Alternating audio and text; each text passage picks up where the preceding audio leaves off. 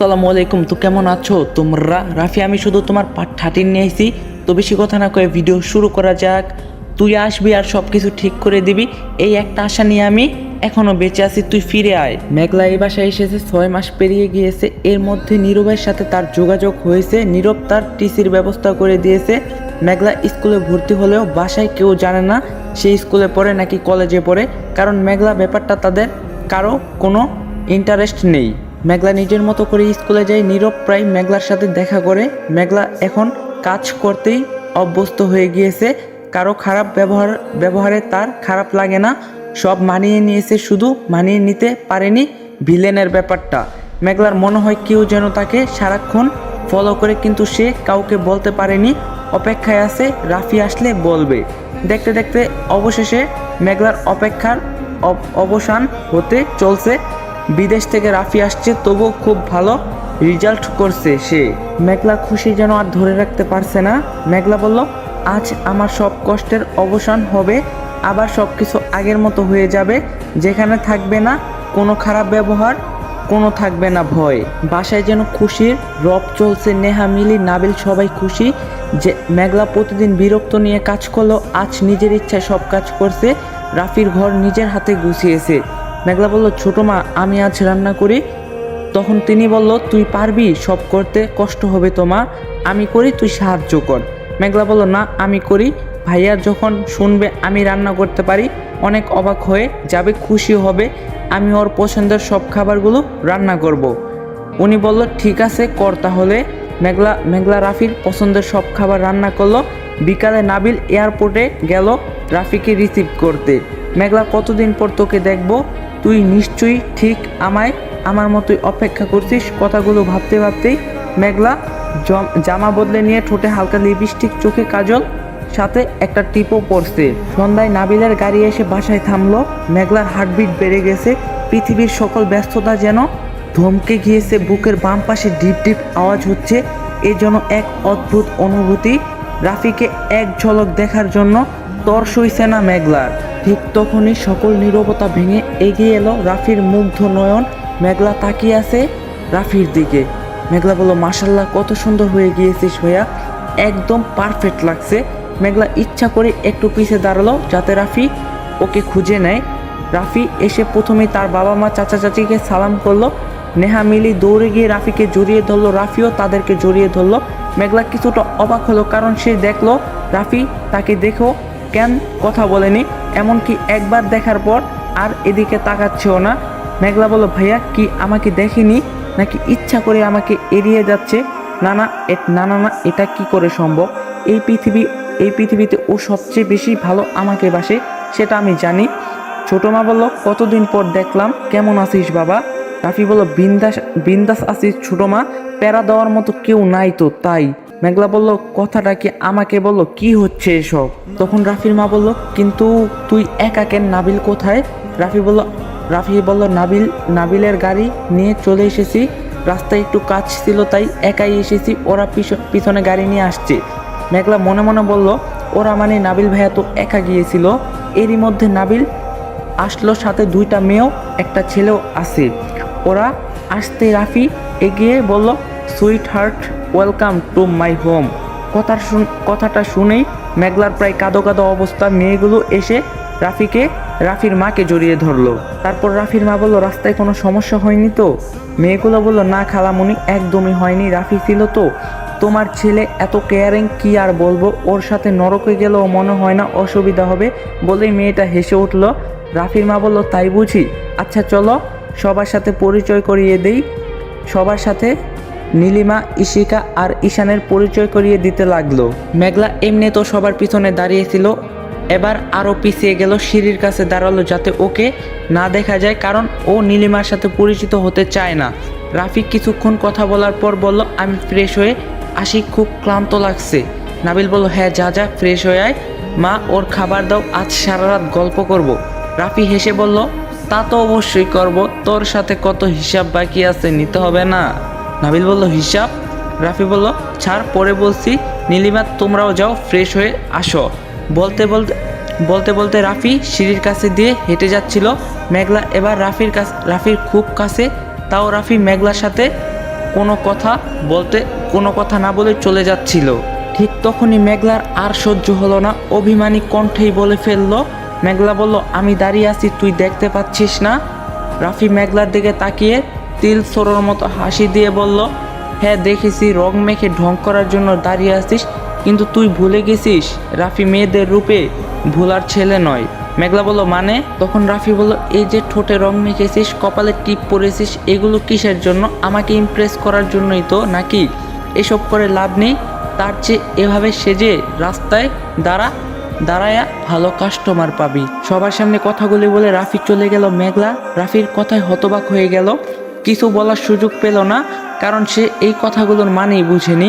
মেঘলা বলল, এটা কি হলো? রাগ তো আমার করার কথা ছিল, ওর জন্য আমি মরতে বসেছিলাম, তাও ওই সাতচুন্নিটাকে সাথে করে নিয়ে এসেছে, আবার আমাকেই বাজে কথা বলে গেল। মেঘলা নিজেকে নিজেই সান্ত্বনা দিয়ে বলল, ভাইয়া মনে হয় কোনো কারণে রাগ করছে। আচ্ছা, কিছুক্ষণ পর যখন দেখবে আমি ওর জন্য রান্না করছি, তখন নিশ্চয়ই রাগ কমে যাবে। এই ভেবে মেঘলা টিপ খুলে লিপস্টিক মুছে রান্নাঘরে গিয়ে খাবার গুছিয়ে এনে টেবিলে রাখলো। কিছুক্ষণ পর রাফি নিচে নামলো, এসেই টেবিলে বসে পড়লো। রাফি বল, উফ, কতদিন পর বাড়ির রান্না খাবো, আমার আর সহ্য হচ্ছে না। ছোটো মা তাড়াতাড়ি দাও। নীলিমা, ইশিকা, ঈশান, নাবিল, নেহা, মিলি সবাই খেতে বসছে। ছোটো মা বলল, হ্যাঁ আজ তোর পছন্দের সব খাবার রান্না হয়েছে। রাফি বলল, তাই তো দেখছি, দেখেই খেয়ে ফেলতে ইচ্ছা করছে। তখন রাফির ছোটো মা বলল, এসব কে রান্না করছে জানিস? রাফি বলল, কে? ছোটো মা বলল, মেঘলা। মেঘলার নামটা শুনে রাফি প্রচণ্ড রেগে গিয়ে উঠে দাঁড়িয়ে বলল, হোয়াট? মেঘলা বলল, রেগে যাচ্ছিস কেন? আমি এখন রান্না করতে পারি, রান্না ভালো হয়, ভয় পাইস না, একবার খেয়েই দেখ। এই দেখ, তোর পছন্দের সব কিছু করেছি, পায়েসও করছি। রাফি দাঁতে দাঁত চেপে বলল, ছোটো মা, আমি ঠিক কতদিন পর বাসায় আসলাম? তখন ছোটো মা উত্তর দিল, 4 বছর পর। রাফি বলল, ও ঠিক কতদিন সেটা বলো। 4 বছর না, আমি আজ 1459 দিন পর বাসায় এসেছি। ছোটো মা, তারপরও আমার জন্য একটু রান্না করতে পারলাম না, ব্যাপারটা খুবই দুঃখজনক। যাই হোক, আমি বাইরে থেকে খেয়ে আসছি। রাফি যখন চলে যেতে চাইলো, মেঘলা রাফির হাত ধরে বলল, এত রাগ করছিস আমার উপর? আমি সারাদিন ধরে রান্না করলাম, তাও খাবি না? মেঘলা সেই আগের মতোই অনেকটা অধিকার নিয়ে রাফির হাত টেনে বলল, বস তো, তোকে খেতে হবে না, আমি খাইয়ে দিচ্ছি, সব কিছুতে জেদ দেখাস না। কথাটা বলতেই রাফি মেঘলার কাছে থেকে হাতটা ছাড়িয়ে নিয়ে ঠাস করে মেঘলাকে একটা থাপ্পড় বসিয়ে দিয়ে বলল, মেঘলা অবাকের সর্বোচ্চ সীমা পৌঁছে গেল। রাফি বলল, কোন সাহসে তুই আমার গায়ে হাত দিস? আমি কি তোর মতো চরিত্রহীন নাকি যে তোর হাতে খাবো? আর ছেলেদের হাত করার ইচ্ছা থাকলে আমাকে নয়, অন্য কাউকে ট্রাই কর। আর শরীরের চাহিদা মেটাতে ইচ্ছা হলে রাস্তায় গিয়ে দাঁড়াস, টাকাও পাবি আর শারীরিক সুখও। নেক্সট টাইম আমার চোখের সামনে আসবি না, বলে দিলাম। মেঘলার থাপ্পড় দেওয়া গালে হাত দিয়ে রাফির দিকে তাকিয়ে আছে। সে রাফির এমন আচরণের জন্য প্রস্তুত ছিল না। 4 বছরে রাফি এত বদলে গিয়েছে সেটা মেঘলা ভাবতেও পারেনি। সে নিস্তব্ধ হয়ে গিয়েছে, মুখ দিয়ে কথা বের হচ্ছে না। মেঘলার গাল লাল হয়ে গিয়েছে, হয়তো ব্যথা করছে, কিন্তু রাফির কথাগুলো মেঘলার মনে থাপ্পড়ের চেয়ে বেশি আঘাত করছে। তাই মনের ব্যথার কাছে শরীরের ব্যথা কোনো জায়গায় পেল না। রাফির ব্যবহারে শুধু মেঘলা নয়, সবাই অবাক হয়েছে। নাবিল বলল, মেঘলা কার সাথে কি করছে? আমি তো কিছু বলিনি রাফিকে, তাহলে কেন এমন ব্যবহার করলো? এত রাগ কিসের? রাফি বলল, আমি বাইরে খেতে যাব, তোমরাও সবাই চলো, আর বাসার সবার জন্য খাবার নিয়ে আসবো। ছোটো মা, নেক্সট টাইম যেন মেঘলাকে আমি রান্নাঘরে না দেখি। ও যদি রান্না করে আমি এই বাসায় খাবো না, বলে রাফি সবাইকে নিয়ে বাইরে চলে গেল। রাফির মা বলল, ছেলেটা এতদিন পর আসলো, একটু শান্তিতে খেতে পেল না, যত সব, গা জ্বলে যায় একেবারে। নাবিলের মা মেঘলার মনের ব্যাপারটা বুঝতে পেরেছে, কিছু না বলে সেখান থেকে চলে গেল, কারণ মেঘলাকে সান্ত্বনা দেওয়ার মতো ভাষা তার জানা নেই। মেঘলা চোখ মুছতে মুছতে খাবারগুলো নিয়ে ফ্রিজে তুলে রাখলো। যদিও ফেলে দিতে ইচ্ছা করছিল, কিন্তু সে জানে খাবার ফেলে দিলে ওকে অনেক বকা শুনতে হবে। এদিকে নাবিল ড্রাইভ করছে, রাফি পাশে সিটে বসে আছে। রাফি রাগে ফুসফুস করছে। নাবিল বুঝতে পারলো কিছু একটা ঘটছে, কিন্তু কি ঘটছে সেটা বুঝলো না। রাফি বাইরে গিয়ে সবার জন্য খাবার অর্ডার দিল, কিন্তু নিজের জন্য দিল না। নাবিল বলল তুই নিলি না যে? রাফি বলল ফ্রেন্ডস মিট আছে, সেখানে যেতে হবে, তোরা খেয়ে বাসায় যা, আমি ওদের সাথে দেখা করে আসছি। রাফি চলে গেল। তারপর রাত 10টায় বাসায় ফিরল। সবাই তখন ড্রয়িং রুমে গল্প করছিল। রাফি এসে বলল মেঘলাও আছে, তবে সবার থেকে দূরে একা কোনায় বসে আছে। রাফি বসে নাবিলকে বলল তার ঘর থেকে লাকিস নিয়ে আসতে, সে সবার জন্য গিফট এনেছে, সেগুলো দিবে। নাবিল নিয়ে আসলো। রাফি একে একে সবাইকে গিফট দিল। সবাই তো খুশি, সবাই খুব খুশি। না, রাফি গিফটের সাথে সাথে সবাইকে অনেক চকলেটও দিল। মেঘলা সবই দেখছে, কিন্তু রাফি তার জন্য কিছুই আনেনি। সেটা দেখে মেঘলা এবার আরও অবাক হলো না। রাফি সবাইকে দেওয়ার পর চকলেটের কয়েকটা প্যাকেট ছোটো মাকে দিল, বলল আমাদের আত্মীয়দেরকে দিয়ে দিও।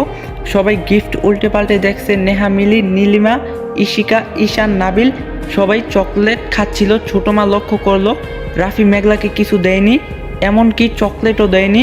তাই তিনি মেঘলাকে ডাকলো। মেঘলা আসতেই প্যাকেট থেকে চকলেট দিয়ে বলল ওখানে দাঁড়িয়ে আসছিস কেন, নে খা। মেঘলা কথা না বাড়িয়ে চকলেট নিয়ে নিল। সাথে সাথেই রাফি মেঘলার হাত ধরে ফেললো। মেঘলা অবাক হয়ে রাফির দিকে তাকাতেই রাফি বলে উঠল ছোটো মা, আমি বলছি আত্মীয়দের দিতে, তুমি বোধহয় শুনতে পাওনি, তাই কাজের মেয়েকে দিচ্ছ। ছোটো মা বলল কি বলছিস?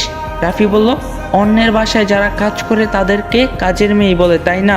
আমি তো সেটাই জানতাম। রাফি তখন মেঘলার হাত ধরেছিল। এবার মেঘলার দিকে তাকিয়ে বলল তোর লজ্জা বলতে কিছু নেই তাই না? আমার দেওয়ার হলে তো আমিই দিতাম, তাই না? দেইনি যখন বুঝতেই পারছিস, তোর জন্য আনিনি, তবু রাক্ষসের মতো হাত পেতে নিতে লজ্জা করছে না? কথাটা শুনে সবাই হেসে উঠল। মেঘলা লজ্জা পেয়ে আমতা করে বলল না, মানে ছোটো মা বলল তাই। মেঘলা সবার সামনে, বিশেষ করে নীলিমাদার সামনে খুবই লজ্জা পেল। তাই বিষয়টা ধামাচাপা দিতে মেঘলা চকলেটগুলি রেখে দিয়ে একটু দূরে গিয়ে দাঁড়ালো।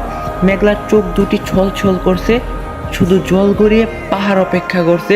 বিষয়টা নীলিমার ভাই ঈশান বুঝতে পেরে বলল আহ রাফি, কয়েকটা তো চকলেট হাতে নিছে, দিয়ে দে না, এমন করছিস কেন? রাফি বলল যাকে তাকে গিফট দেয় না বলে উঠে গেল। গভীর রাতে সবাই ঘুমে আচ্ছন্ন, কিন্তু মেঘলার চোখে ঘুম নেই, কারণ তার বেঁচে থাকার শেষ ইচ্ছাটাও আজ শেষ হয়ে গিয়েছে। তাই তার আর এখন আপন বলতে কেউ নেই। মেঘলা ব্যালকনিতে দাঁড়িয়ে ভাবছিল সে কতটা অসহায়, সময়ের সাথে মানুষ আর মানুষের জীবন কতটা বদলে যেতে পারে, এসবই ভাবছিল। হঠাৎই খুব জোরে বাতাস বাইতে শুরু করলো। মেঘলার তখন মনে পড়লো ছাদে কাপড় আছে। গভীর রাত হওয়া সত্ত্বেও বৃষ্টি আসবে ভেবে সে ছাদে গেল কাপড়গুলি আনতে। যেতে হালকা বৃষ্টি পড়তে শুরু করছে। মেঘলা এক দৌড়ে কাপড়গুলো তুলে নিয়ে চিলকোঠার ছাদের নিচে দাঁড়িয়ে পড়লো, কারণ এবার প্রচণ্ড বৃষ্টি শুরু হয়ে গিয়েছে। নিচে যেতে হলে ভিজে যেতে হবে, তাই দাঁড়িয়ে অপেক্ষা করছে। তখন চোখ পড়লো ছাদে, সে একা নয়, আরও একজন আছে। সে কাক ভিজা অবস্থায় দাঁড়িয়ে সিগারেট খাচ্ছে। দেখে মেঘলা চিনতে বাকি রইল না, এটা রাফি। মেঘলা নিঃশব্দে পায়ে এগিয়ে গিয়ে রাফির পিছনে দাঁড়িয়ে অবাকের সাথে রাগ মিশিয়ে বলল তুই সিগারেট খাস? রাফি মেঘলার কথায় একটু বিচলিত হলো না, চমকে উঠল না, যেন এখানে মেঘলা আসারই কথা ছিল আর এই প্রশ্নটা করার কথা ছিল। ঠিক সেই ভাব নিয়ে পিছনে ফিরেই সিগারেট ঠোঁটে মিশাতে লাগলো আর শান্ত গলায় জবাব দিল খাই অনেক আগে থেকেই। মেঘলা বলল কিন্তু কেন? তুই তো সিগারেটকে খুব ঘৃণা করতি ভাইয়া। এবার রাফি মেঘলার দিকে তাকালো। রাফির তাকানো দেখে মেঘলা চমকে উঠল। রাফির চোখ দুটি টকটকে লাল হয়ে আছে। অনেকক্ষণ কাদার পর যেমনটা হয় ঠিক তেমনটা। মেঘলা অবাক হয়ে রাফির দিকে তাকিয়ে আছে। এবার রাফি নীরবতা ভেঙে মেঘলার থাপ্পড় দেওয়া গালে আলতো করে হাত বুলিয়ে নিজের মুখে হতাশার হাসি টেনে বলল সব কেনর উত্তর হয় না রে। সে যাই হোক, এত রাতে তুই বাইরে কি করছিস? ঘরে যা মেঘলা। মেঘলা নিজের অশান্তি বলে উঠল তুই অনেক বদলে গেছিস রে ভাইয়া। রাফি আবারও হেসে বলল আমি নই, সময়টা বদলে গিয়েছে বলে হাত থেকে সিগারেটটা ফেলে দিয়ে ভিজতে ভিতরে চলে গেল। রাফি নিচে এসে ভিজা কাপড় বদলে নিয়ে রুম থেকে বের হয়ে দেখলো মেঘলা নিচে আসছে। রাফি গিয়ে মেঘলার হাত টেনে ধরে মেঘলাকে ঘরে নিয়ে গেল। মেঘলা বলল কি হচ্ছে, এমন করছিস কেন? রাফি বলল এত রাতে বাইরে গিয়েছিলি কেন? আর কখনো মাঝরাতে রুমের বাইরে দেখলে পা ভেঙে দু টুকরো করে দেবো, বুঝছিস? কথাগুলো বলেই রাফি বাইরে চলে গেল। মেঘলা হা করে তাকিয়ে আছে। কয়েক সেকেন্ড পর রাফি আবারও ফেরত আসলো। মেঘলা বলল, আবার কি হলো? আসসালামু আলাইকুম গাইজ, যদি ভিডিওটা ভালো লাগে লাইক করে দিবেন, আর পার্ট 14 লাগলে অবশ্যই কমেন্ট বক্সে বলবেন। চ্যানেলে নতুন না থাকলে অবশ্যই চ্যানেলটা সাবস্ক্রাইব করে দিবেন। দেখা হবে নেক্সট ভিডিওতে। আল্লাহ হাফেজ।